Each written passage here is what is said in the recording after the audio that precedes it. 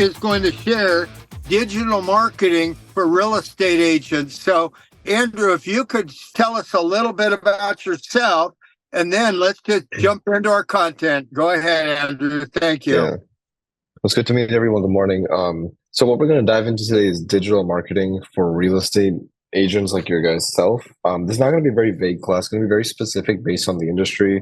I've taught close to over 4,000 agents over the last year, and I've noticed that there's a lot of trends that agents aren't taking advantage of, maybe because they don't know, maybe because they're too lazy, which I hope that's not the case, right? Or maybe because of lack of time. So we're going to be hitting every angle of that in terms of time management to exactly what you need to do to stand out in a very, very saturated industry. Okay. Yeah. Go ahead. Let's share and let's rock and roll. We're ready to go.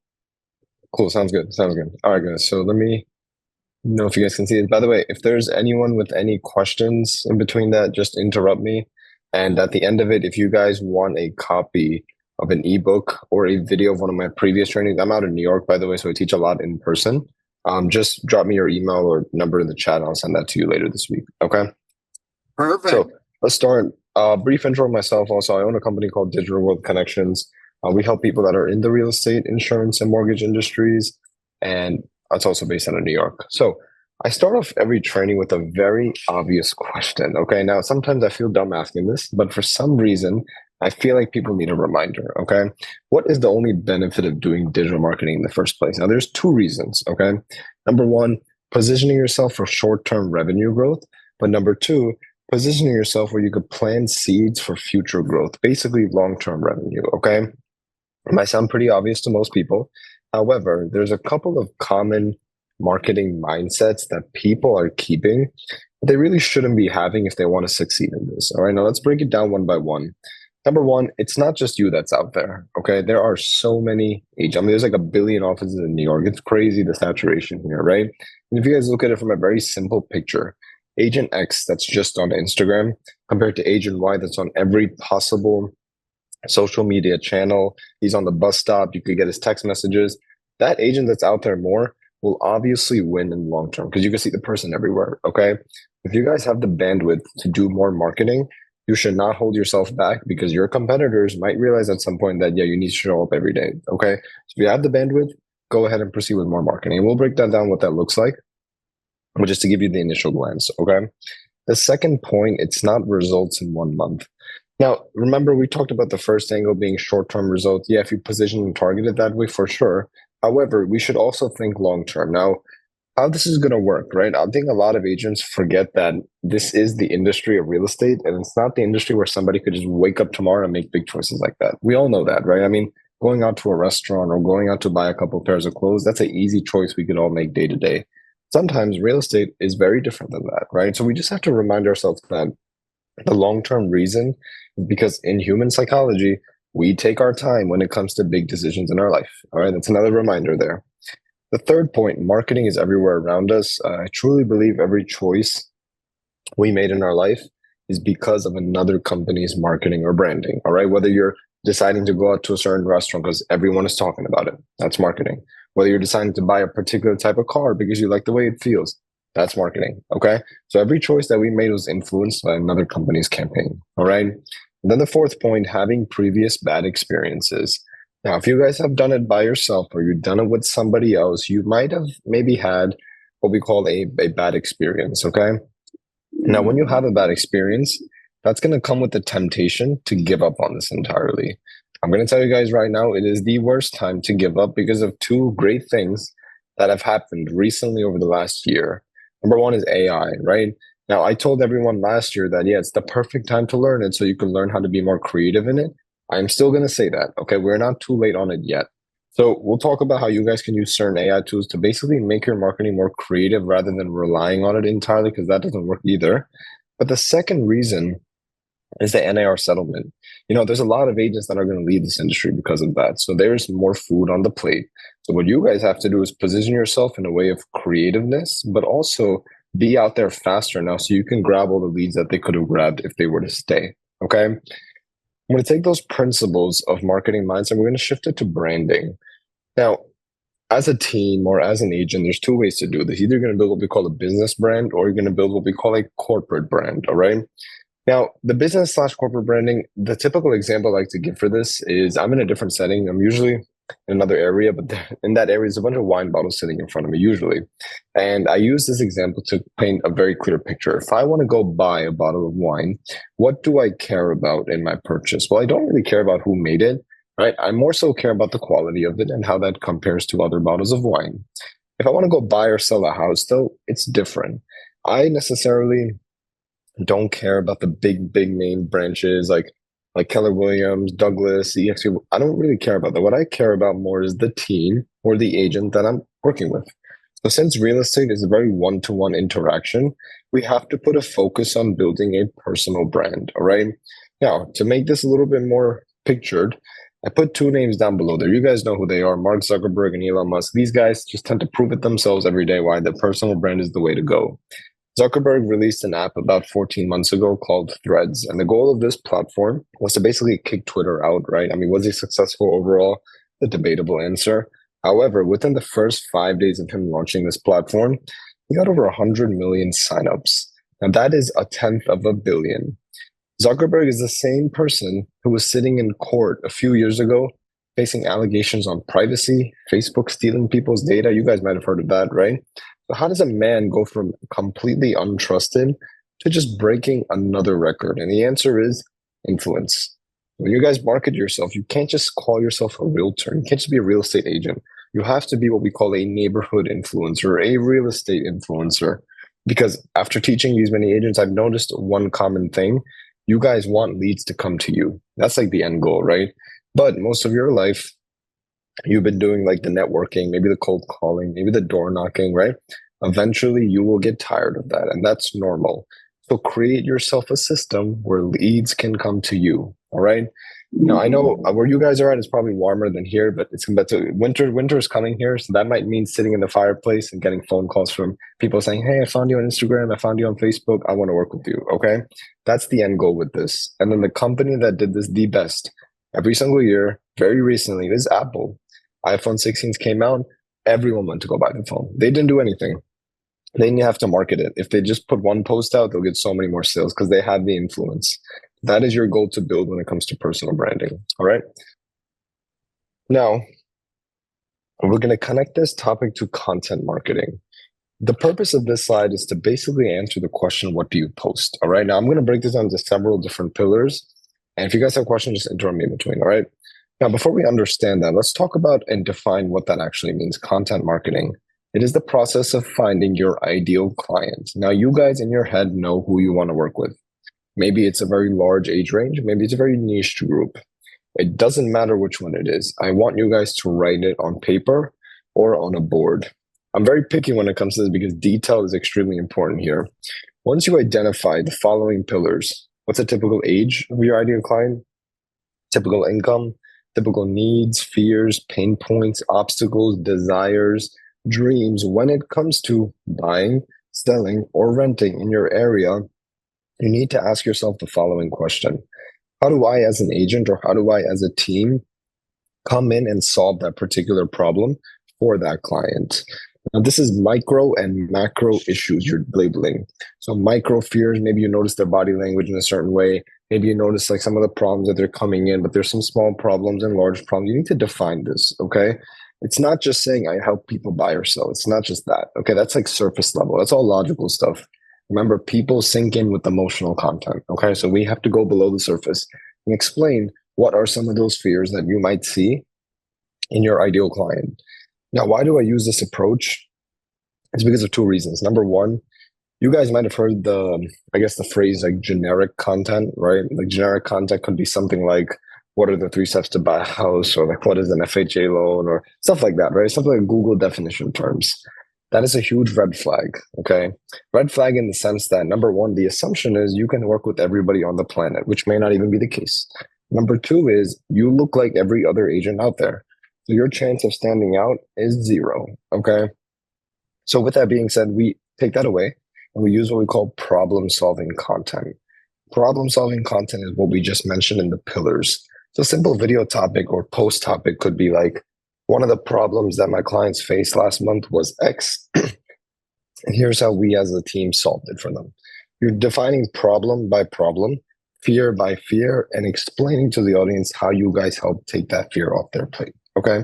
Is that clear? Do you guys have any questions on that? No, that's great. I love it. So that's somewhat of a hook. Do you start off with a question and a hook before you actually introduce yourself? So, I mean, it could vary. That's basically a hook, right? So you can do this via videos, you can do this via posts. I don't like doing this as stories because people got to know this. It's not like it's a 24-hour thing and it disappears. People have to know this for sure when they go to your account. What type of problem solver are you? Okay. So it is basically a hook building approach, correct? Okay. If you guys notice my voice is a little raspy, I have a sore throat. That's why. Okay. Putting that out there. Now this is 50% of problem solving content. The other way to stand out, which I think finally agents are getting this, is community content. After all, you guys are in real estate. So my expectation of you is to know your area better than anybody else in that area. So you should know California better than some stranger walking on the street. Now you have to prove that to people. So the best way to do that is via social. Okay.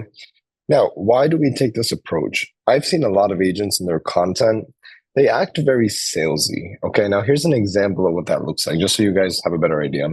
People say stuff like, I'm your real estate expert. Please give me a call if you have any questions on buying or selling, or hey, I'd be very, very happy to discuss with you on how you can help. See, the thing is, number one, everybody says that. And I don't know about you guys, it feels a little desperate to me that those verbiages, we don't want to look like that. We don't want to ask for anything.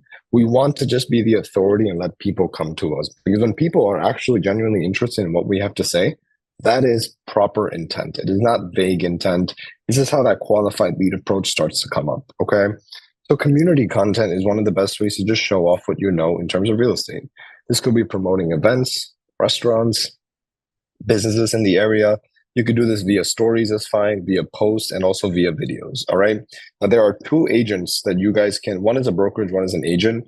For the ones in California, you guys might know who this is. Molly Romero, she's in Hawaii, but she's the closest to you guys.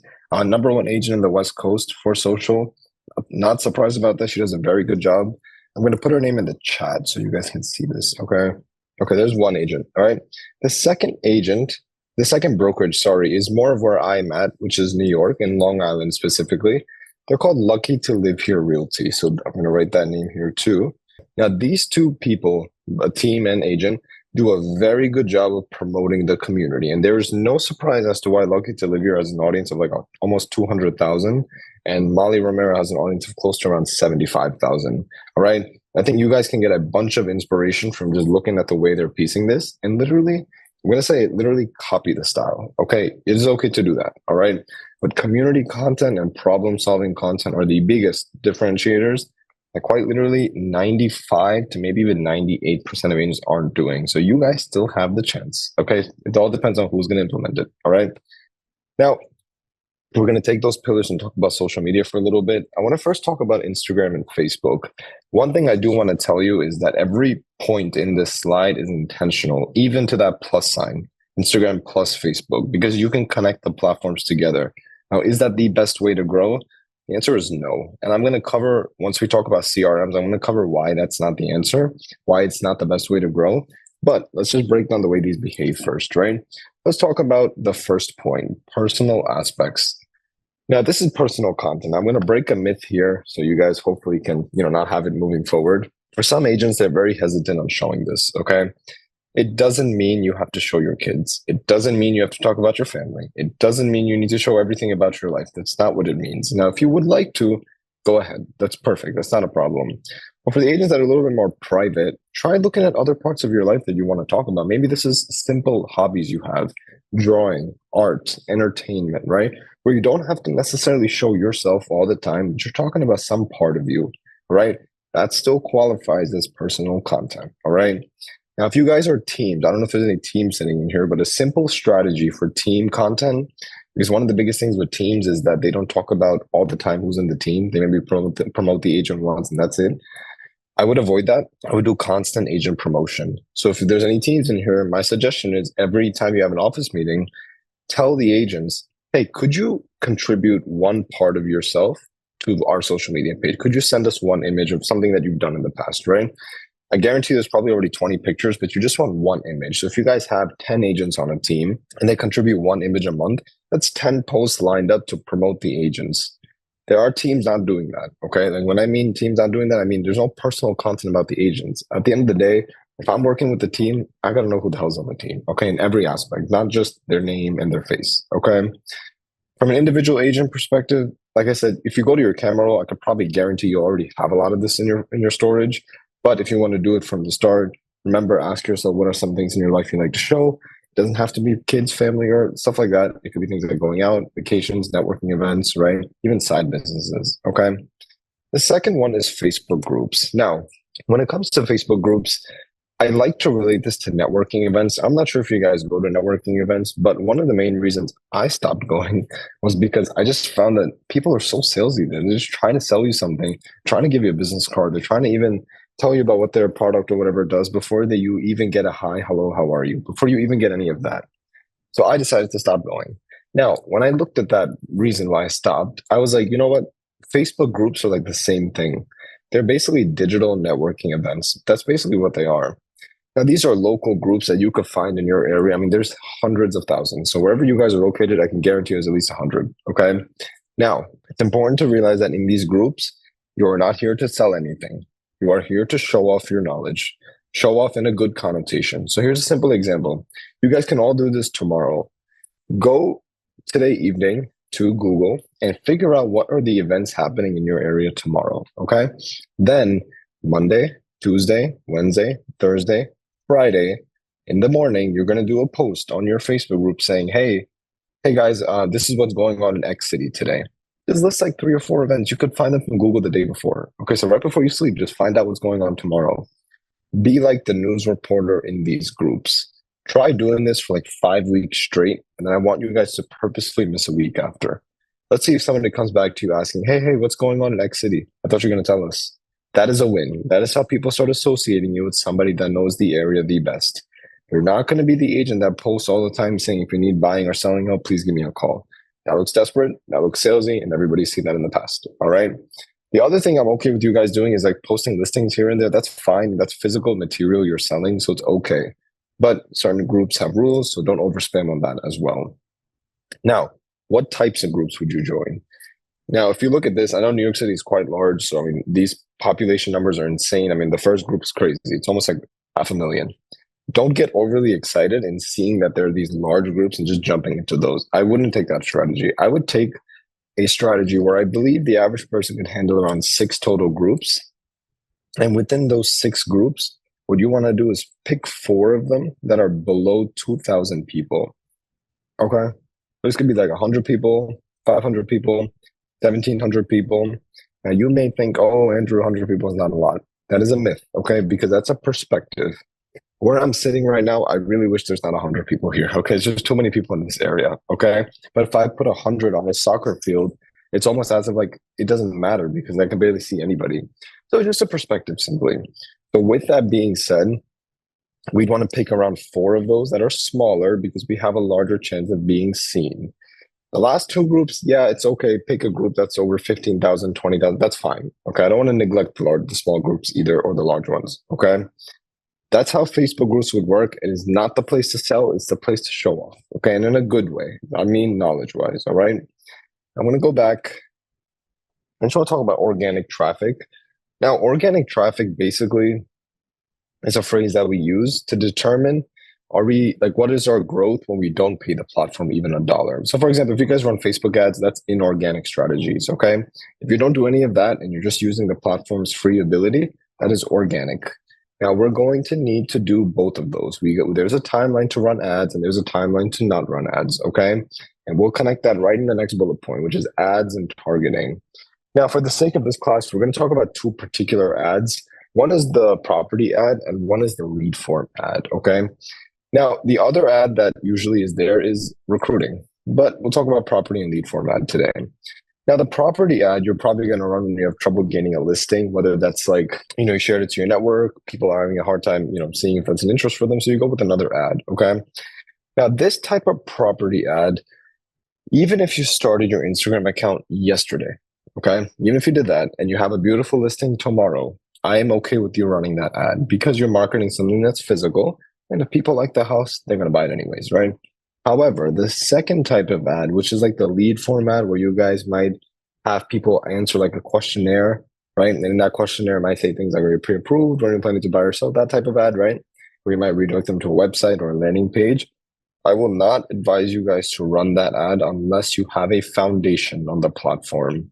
Now, what is a foundation? It comprises of four things. Number one, if I go to your page, do I get to know who you are as a person? Forget real estate. Who are you, right?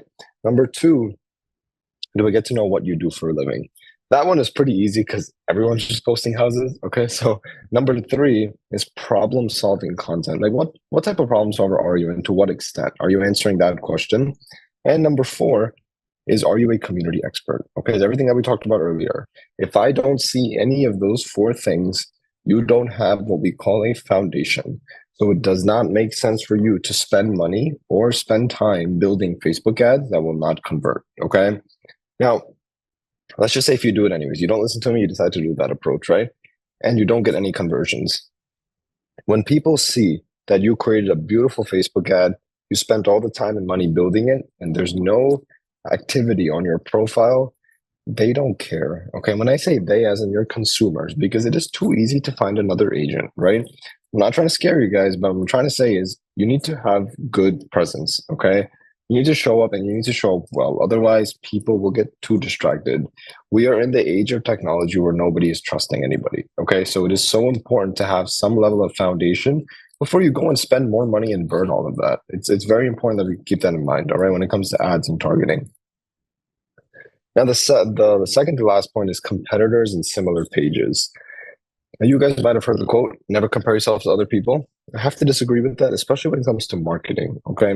We have to see what our competitors are doing because it's going to give us ideas on what works and what doesn't work. So let's just say wherever you guys are at, there's an office a mile away from you guys. All right. There is an agent in that office that decided to do some video on some new development, and she got 50,000 views, semi-viral video in that area. You guys should all be putting time on your calendar to get that very same type of video completed in the next day or two. Now, why do I emphasize speed? Because as we're doing competitor analysis, we are indirectly doing something else, which is called trend analysis. All right. Now, to relate trends, I'm going to talk about fires for a second, like the actual fire. When it becomes wintertime, we all tend to put out the fire outside the house and we all hang out around the fire. However, after an hour later, somebody puts a block of wood into the fire, somebody puts some more gasoline to make it bigger, right? You're re-strengthening it. And if you guys look at the way a fire weakens, it is the same way a trend weakens, okay? If you're the type of agent that wants to wait 2 weeks and then put it into your calendar, I probably won't even tell you not to do it at that point because they will go away fast. The trend might disappear after that, right? So how can we be in a position where we see something that is trending and actually implement it the next day? We will cover that segment right on YouTube on time management, okay? But just keep that in mind. If you guys want to make a note on that, I will get back to that, all right? Now, connecting that is commenting to the same competitors. This is engaging with others. Now, commenting is one of the best ways to stay longer on the platform, but I don't want you guys to think you're commenting to residents in the area by just looking at some hashtags and just dropping comment. That's like, there's no strategy behind that. What I want you to do is pick those competitors and just start commenting on their pages. Now, I'm going to break another myth. You don't have to pick 300 accounts and comment once. That's not what you're doing. You're picking 15 to 20 accounts and you're commenting multiple times as they begin posting. You got to pick semi-active accounts. The reason being for that strategy is number one, if you go the first route, nobody's probably going to see your comment and you'll never see it again because you're never commenting there. But number two, people have to frequently see who is actually commenting there. And if they keep noticing that you're always commenting something and they click on your profile and they like what they see, they might go ahead and jump and give you a follow, right? That is a win, okay? Now, you don't have to write essays, okay? This is not some college class where you have to write essays, okay? You could write simple 1 or 2 word sentence comments. That's fine. I will still take that as okay because we're still doing volume on the account. We're not doing one forgetting. We're doing multiple. So it's okay if you do a 1 or 2 word sentence. That's completely fine. I'm okay with that. All right. Commenting doesn't just apply on Instagram. It doesn't just apply on Facebook. It applies on every other platform. Okay. So this platform is quite interesting because over the last year, I've always recommended this for team leaders and for brokers because of recruiting.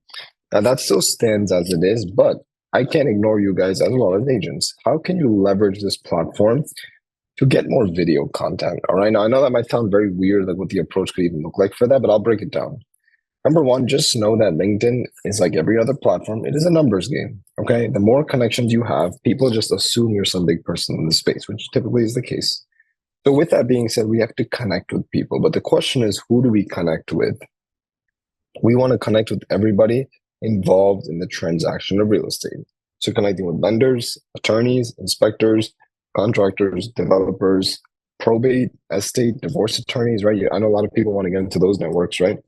And when you connect with these people, you have the ability to send out a connection note. Now, a lot of agents or a lot of people in general just try to spam it and just try to sell them something on the note. Hey, like we have this product, or hey, like, we should work together, right? Before even asking for permission if it makes sense to talk. So what I would do is I would take two different notes. One note that you can try is, hey, name, this is Andrew with the XYZ team. Hey, I wanted to connect with you to see if we can maybe possibly discuss and maybe collaborating together. A simple note like that could go a long way. Now, there's a different type of road you could take if you guys want more video content. And that road is asking this question. Hey, name, this is Andrew from XYZ Group. Hey, would you be open to like a 10 or 15-minute virtual podcast about X or Y topic? And what did you just do there? You gave them an opportunity to be on camera with you because they know they have to be on camera, but they're not, right? But also you solved another large problem, which is the YouTube problem. Because imagine if you could set up 10 of these virtual podcasts every single month on the weekends, maybe three a weekend or however your guys' schedule is, and you did it with 10 different people. You now can post these 10 to 15-minute videos on your YouTube channel, so you guys solve that problem. And the one problem I always get right in understanding is the reason why nobody's on YouTube is because of time, okay? So you guys can get that checked off. You don't have to worry about that. You have 10 videos coming up every week, every month. Now, you can take the short clips out of those conversations you have with other people and post them as reels, shorts, Facebook Reels, TikTok. Now, why do we do that? There's a psychological benefit as to this, and that is you guys might have heard the quote, never judge a book by its cover, never assume anything. I want your audience to do that here. I want your audience to think like, oh, Lisa knows a lot of people. She must be somebody big in real estate. Let me go check her out because she's just talking to a lot of different people. That is a natural assumption we will all get, especially when somebody's constantly networking out there. So that is a visual hook we're trying to build on the platform, okay? And here's the other thing. Here's like the unsaid thing that happens with that. When you guys set up that virtual podcast, at the end of the conversation, you guys are anyways going to talk business, right? It's not like you can't avoid it. So you got in the door without asking for anything. You got in through the back door by asking for an opportunity to be on video together. And after that, if it comes into a good relationship, you guys might get referrals from that in the future. All right. That is my approach on LinkedIn. And you get to battle the YouTube problem at the very same time. YouTube is the number one most important platform on Google. Now, don't take my word for it. Google is the largest search engine on the planet. Okay.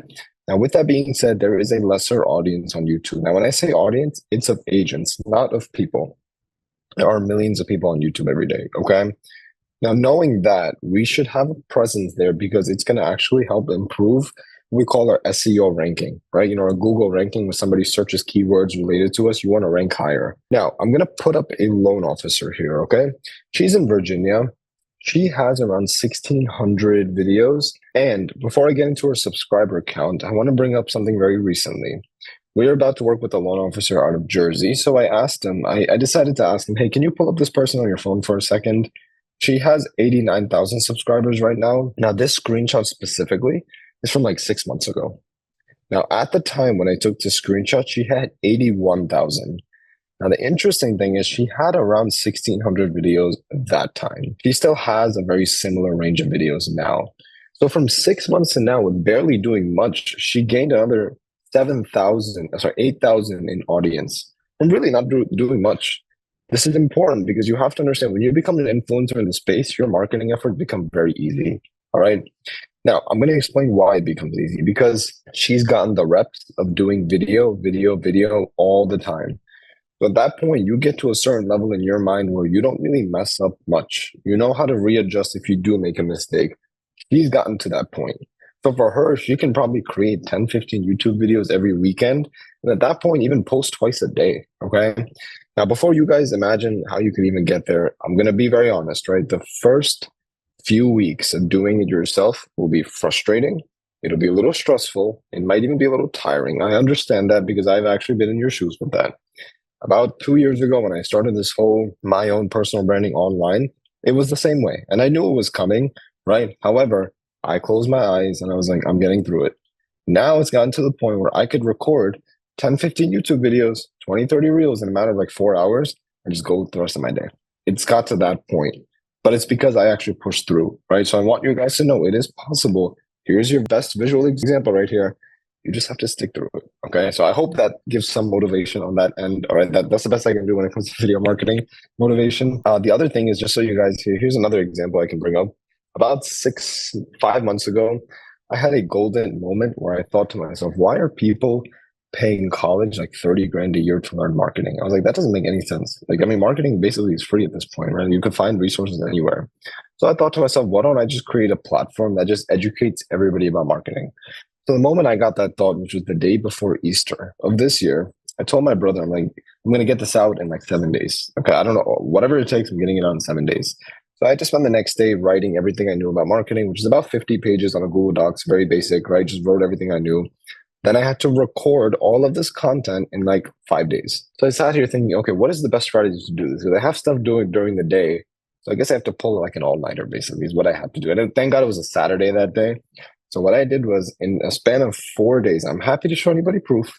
I've recorded 176 videos and I did it all after midnight. Now, looking back at that, I've only retook 10 of those.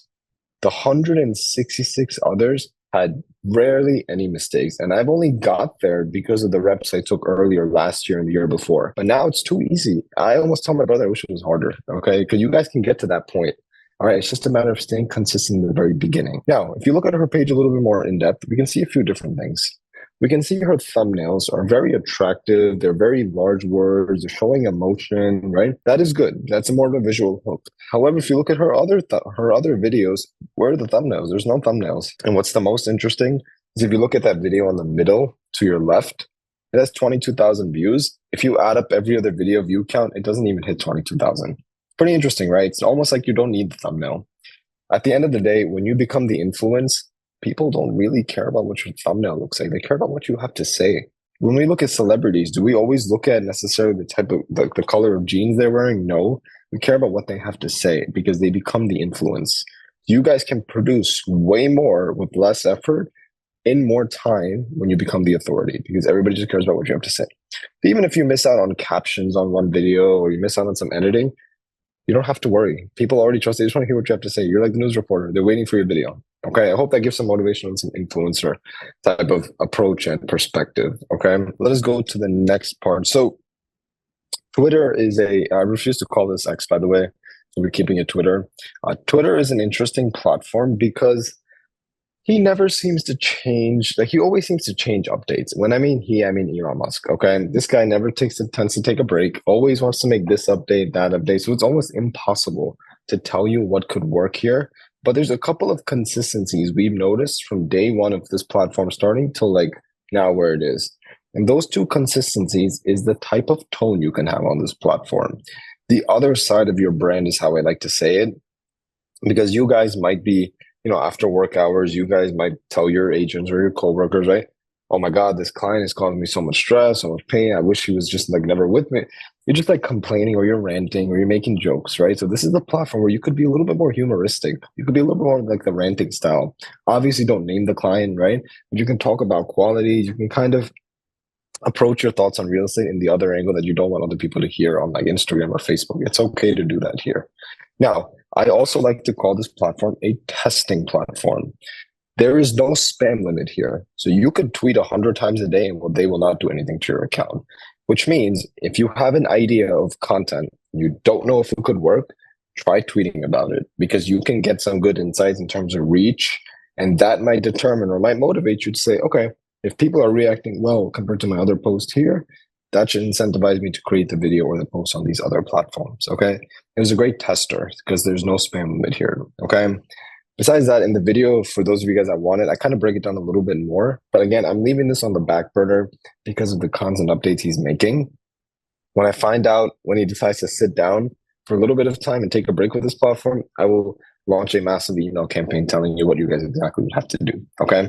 But that's the overview on how Twitter would work. Now, TikTok, right? Seems that we got fooled again by the government thinking this was going to get banned because I'm not really hearing about it anymore, right? If it does get banned by any chance, to my big branded agents, you don't have to worry. Everybody already knows you. And that's the power of marketing. When marketing becomes your best friend, even if all social media platforms shut down tomorrow, big brand agents have nothing to worry about. For my agents that are building their brand, just know that when TikTok, if it does get banned by any chance, make a video saying, go follow me somewhere else. If you guys like my content, go follow me somewhere else. It's a very organic platform.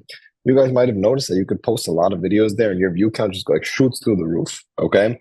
So super organic compared to something like Instagram. That's still very organic, but it's not at the level TikTok is. All right. Now I put younger generation in quotes there. I'm not calling any of you guys old, all right? But I just want to give you a perspective here, all right? And that perspective is the following. We've noticed that when this platform first came out, it is for the younger group. It's like 14 to 24, right? However, I've now seen 30, 40, 50, 60-year-olds use this platform. So younger generations is kind of exaggerated now. It's more like it's a platform for everybody. Now, with that being said, there's a couple of things you need to know, though. When you're targeting the younger generation, for people, especially like 18 to 23, 24, you need to realize that these people care about money, okay? They realize when they get to college, oh, I need money to go out. I need money to buy books. I need money to do this, do that, buy coffee, right? Some of those people take it to another level where they realize, oh, I need to become financially free. Okay, some of those, a couple thousand, a couple 100,000, right? You guys need to tell those, I'm going to say kids, okay? You guys need to tell those kids what they would have to do to put themselves in a position where they could look at real estate 4 or 5 years from then. Now, the mistake in video topic you can make is something like this. Why is real estate investing important? Vague, generic, I can Google that. You don't want to do that. Maybe go more specific, right? Why could investing in real estate in Long Island be beneficial for the next 5 years or in the next 5-10 years? Timeline, location specific, breaking it down as to why that's important in that area. You need specificity in content to draw boundaries to your audience. You don't want a bunch of junk viewers. It's a waste of time everybody has. Keep standards on your page, and this is one of the best ways to do that. Now, referral generator. This is the one you guys might have commonly heard the benefit, right? Maybe you had previous classes, right? Which is, hey, they might know an aunt, a parent, a dad, or a mom that might be looking to buy or sell in the future. And I, as the son, came up and told my dad, hey, check out this agent that we found. I know we're planning to buy another house. Now, I don't know about you guys, but my dad always has the freaking news on all the time. And he's going to hear things like TikTok is going to court, the CEOs in the Senate, right? He's going to naturally put it in his head that, oh, I can't trust this platform. It seems like a dangerous platform. So he's going to take my information of saying, hey, I found this agent. You should go check them out. He's probably going to Google you.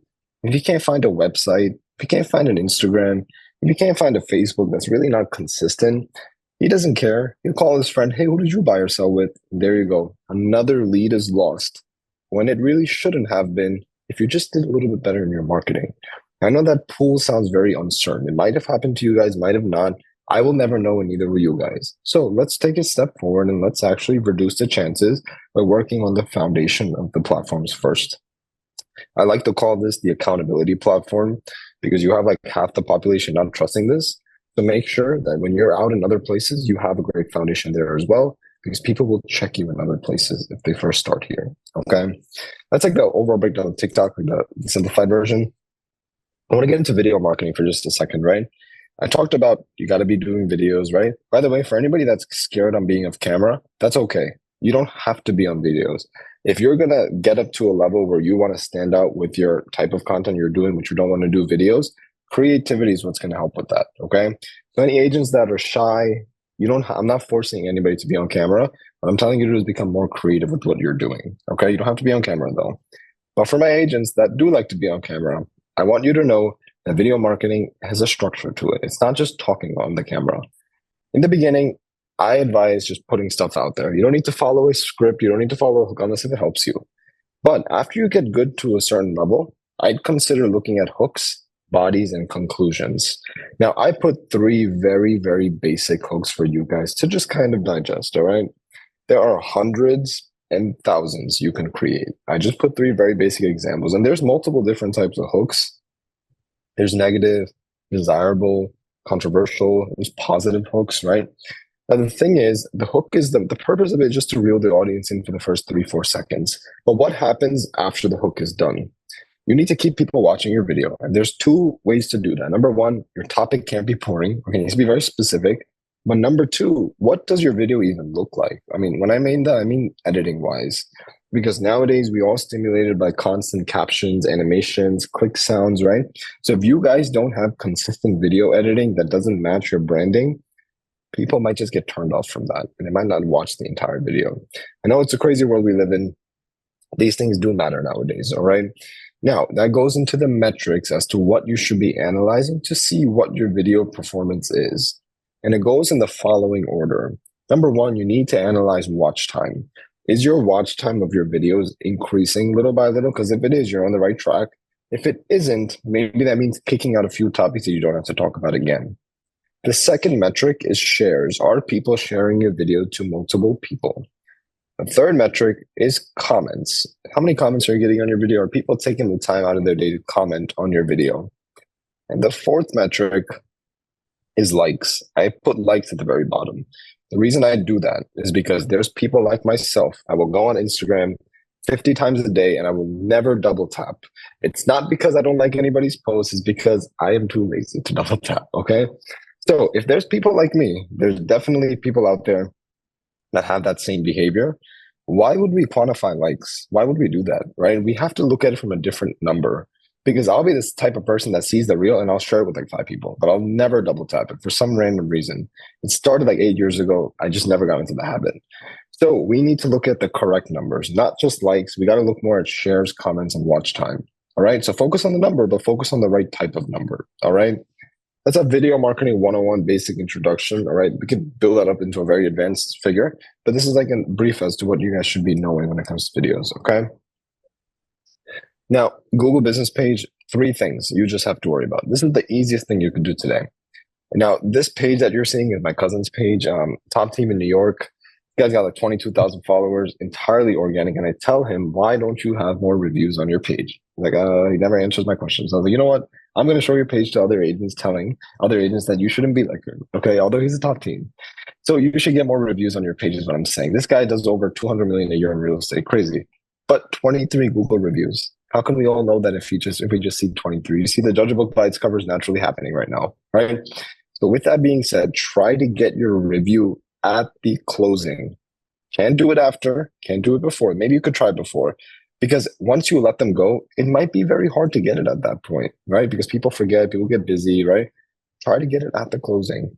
Now, don't think Google is the only place to get reviews. That's another myth I hear, right? Because the reason why you guys should have reviews in the first place is to rank yourself higher on Google. Now, you need a Gmail account to do that. A lot of people have Gmail, but there's a lot of people that don't have Gmails. So what can you offer them as an alternative to write reviews? Zillow, Realtor.com, and Yelp. Yelp is becoming massive, right? So if you are spread out in your reviews across multiple platforms that are credible, they, as in Google, is going to rank you higher because of that. Remember, your SEO benefit or your SEO explanation as to why you need to rank higher doesn't come from just being on Google's platform. It comes from using Google's platforms also. Zillow, well trusted. Realtor.com, very well trusted by Google. Quora, Reddit, well trusted. So get reviews on those platforms if that is an option that you can do with your client up on the spot when you're at the closing. Because then the agent that's spread out on different platforms, they would want to promote you compared to one agent that just focuses on Google, thinking that that's the only way to increase your ranking. That is not correct. Okay. The third thing to watch is bad reviews. Okay. Now you guys might be getting, maybe you guys have had, I'm sure you guys are all good people. So maybe no one's giving a purposely bad review, right? But you're getting like a fake one, right? Try reporting it to Google. But I will tell you right now, because we're going through an issue right now with Google, they are horrible at customer service. Okay. They never tend to answer your question. They always give you the article, hoping that's going to answer your concern.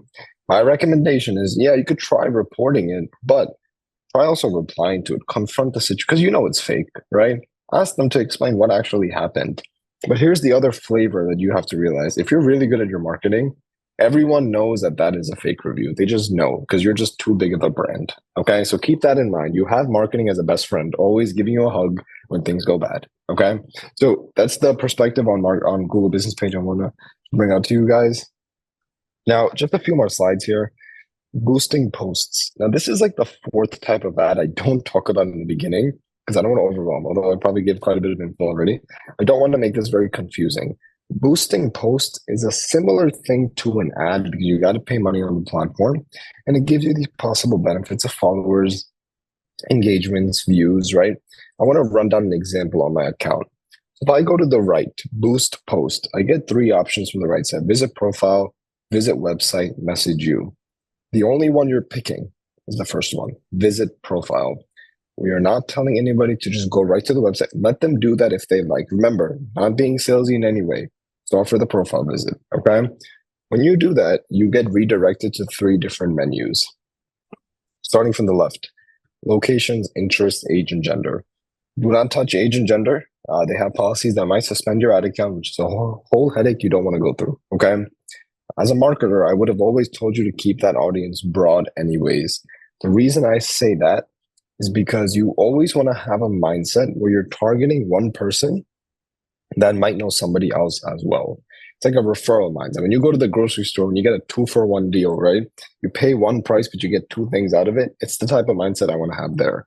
Because if we just focus on targeting one person, what if they also knew somebody that might want to use your service? So keep the age range broad, okay? Location's pretty wide geographical map. Not concerned of you guys not finding your ideal location. I am more concerned of what you'll pick for interests. Now, there are several different interests, as you can see in the middle and on the right side. Don't get overly excited and pick every single one on the menu, okay? I want you guys to know that when it comes to running ads or boosting, there is several testing you need to do. There is no one size ad fits all, okay? You need to get data to understand what the next best choice in design and creative you can make to get the best ROI out of your ad.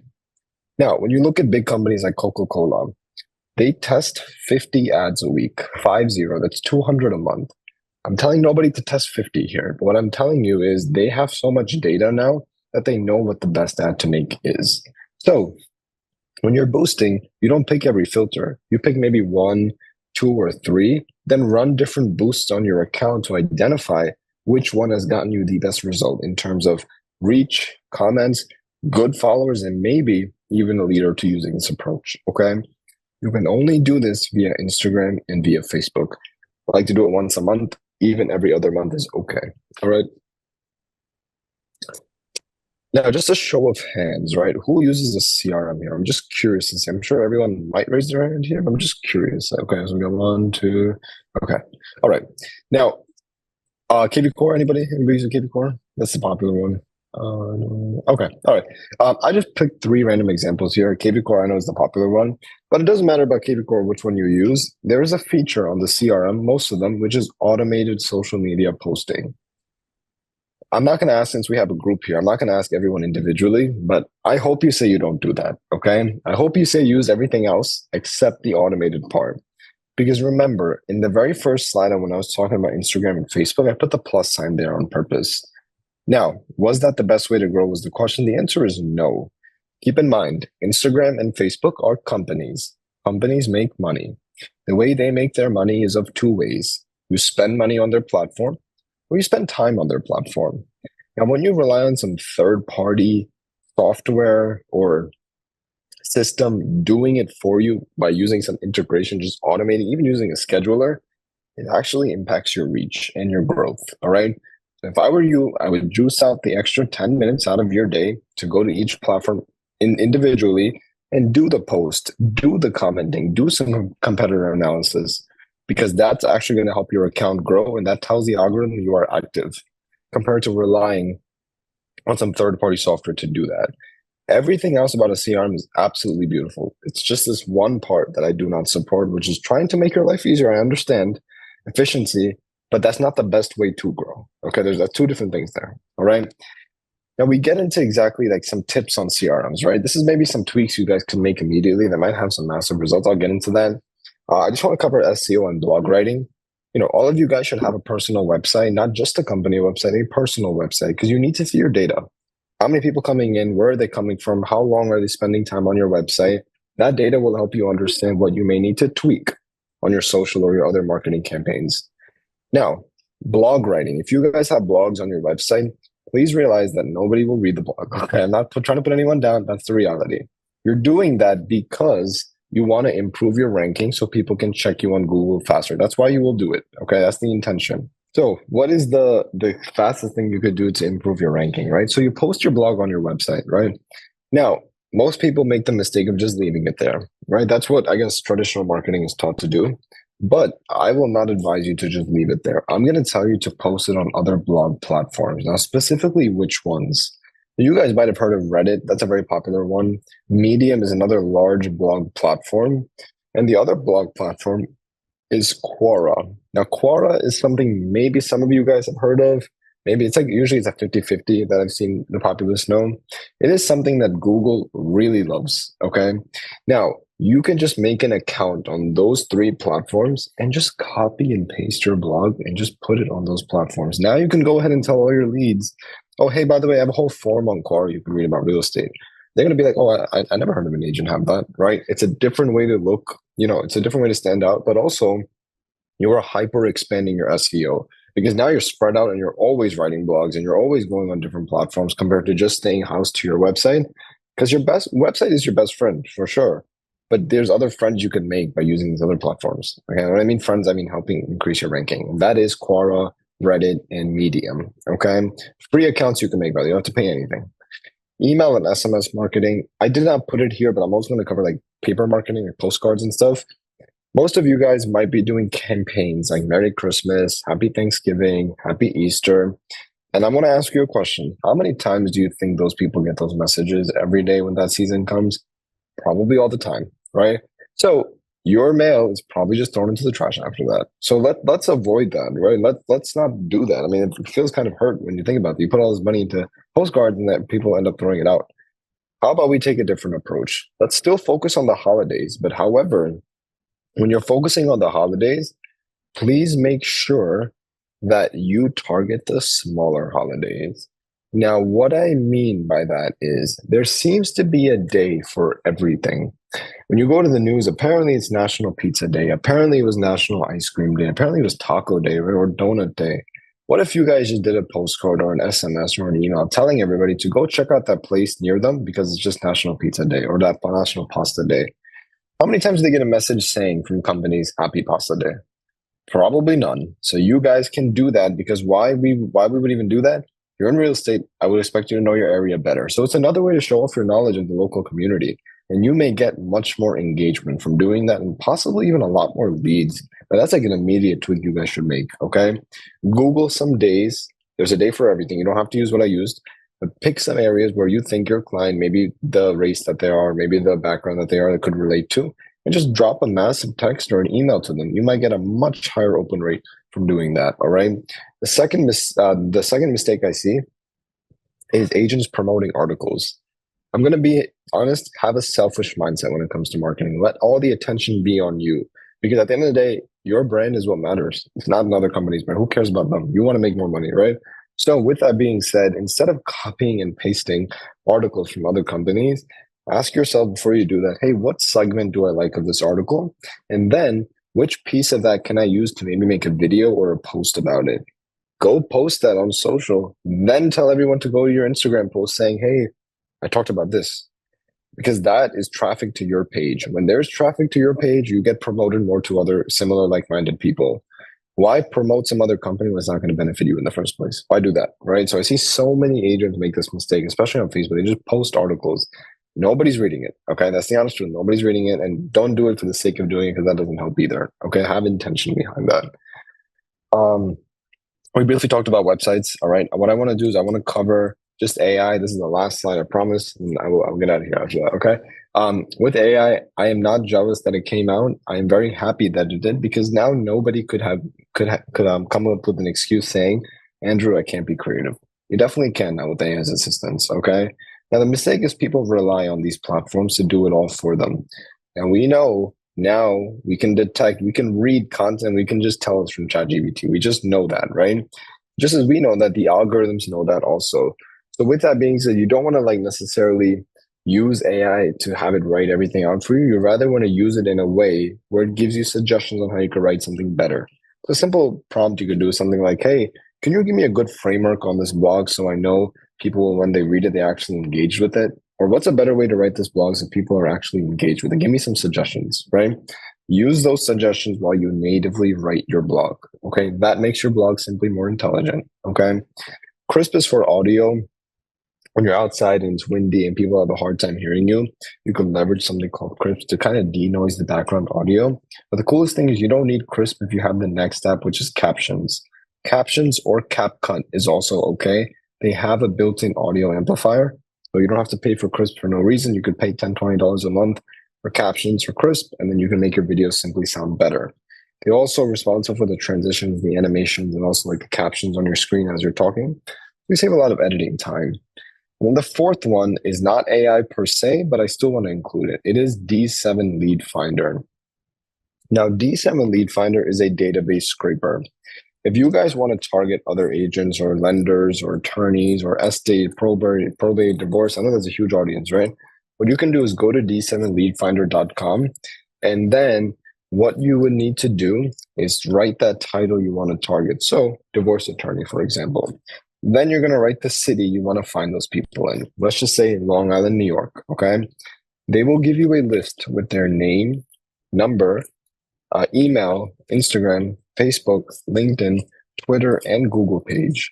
You can now do a massive campaign, or you can offer a podcast message, or you can even directly connect with them via a phone call. Now you have saved hours instead of trying to find these people online. You have saved a lot of time using that. It is a paid platform, but I don't recommend you to pay for it entirely. So here's what you got to do. You got to buy the first month, which is like $45, and you're going to cancel it after that. You have 29 days access. So then you could build your list of like 1,000 people. And then you only need those 1,000 to really just be good for your next 15 years. You don't need to pay for this monthly. Pay one time, cancel after you get a list, and you could utilize that for the rest of your career. Okay. There's 5,000 plus AI tools. I just know a couple hundred, but I boiled it down to these four because this is what could benefit any agent from a high level to even a medium level or a lower level. Okay. That's pretty much the training. I'm going to leave on my social media here. I know we lost quite a bit of audience earlier, but if you guys want to follow me, because there is a chance after teaching all these agents, over the last year and a half, I might just join the journey with you guys. I might just become an agent myself and actually do this with you. Okay. Now that might happen in January or February, but if you want to see me document that, go follow the personal Instagram, which is the top left, Andrew Dotman Cheryl, because you guys will see what the journey will look like. It's honestly going to be me and my brother that will do it together, but I hope that gives you guys some, further inspiration in a way. Okay. Does anyone have any questions before we hop off? I guess, welcome.